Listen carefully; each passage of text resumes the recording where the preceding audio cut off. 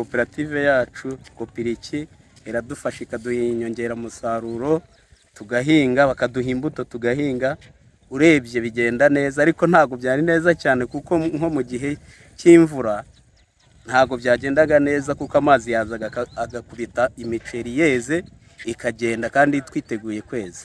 Muri ari 10 najyaga neza n'imifuka 5, ariko ubu ngubu nejeje ibiro 150 byonyine. Urumva ko ari imbogamizi ku muhinzi, ariko nicyamara gutunganywa tuzaba twitezemo umusaruro mwiza.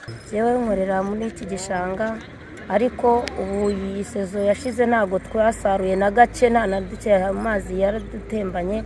Ubwo byaje kurangira twongeye dushaka umuceri turahumbika, nyine turatera. Ubu narateye, ariko jewe iyo turi gutera tugerwa mu mabere hejuru, aha tura n'abadamu tungana gutya. Tugize amahirwe mukagikamutsa byadushimisha cyane, n'umusaruro kandi wakiyongera. Umwinshi upfira mu mazi, tugwa mu mazi nabyo tubiterura dushyira ku mashitingi. Ni ukuvuga kuri hegitari ashobora kwera nibura toni 6 n'ibiro 400. Twiteze ko mu mwaka wa 2027 umurumbuko wacu uzamuka nibura ukagera ku 8. Ibyo kugira ngo tubigereho ni ingamba twafashe, gukoresha inyongeramusaruro ndetse n'amafumbire y'imborera, ndetse no gufata neza ibikorwa remezo twuhira mu buryo bukwiriye.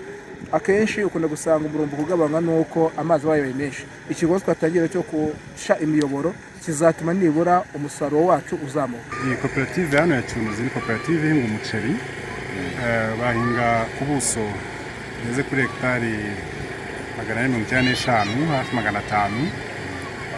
Twakoze igikorwa kugira ngo babwagure, bongewe hegitari izindi 100 no kongera inzira z'amazi, kuko bigaragara ko mu minsi izaza tuzagira imvura nyinshi. Bajyaga bagira rero ingaruka ziterwa n'ibiza, bikaba byatuma umusaruro bifuza utagerwaho.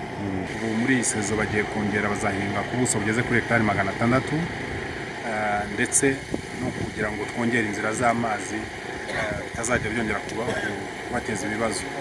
Ikindi ni uko ubu batangiye bahinduwe n'imbuto yera vuba, bakaba bazajya banahinga sezo 3, bagasarura 3 mu mwaka. Ikindi twaganiriye nabo ni ukuvuga ngo umusaruro uvamo byiza bageraho biragira izihe ngaruka nziza ku buzima bwabo, ku miryango yabo, biba ari imiryango itekanye.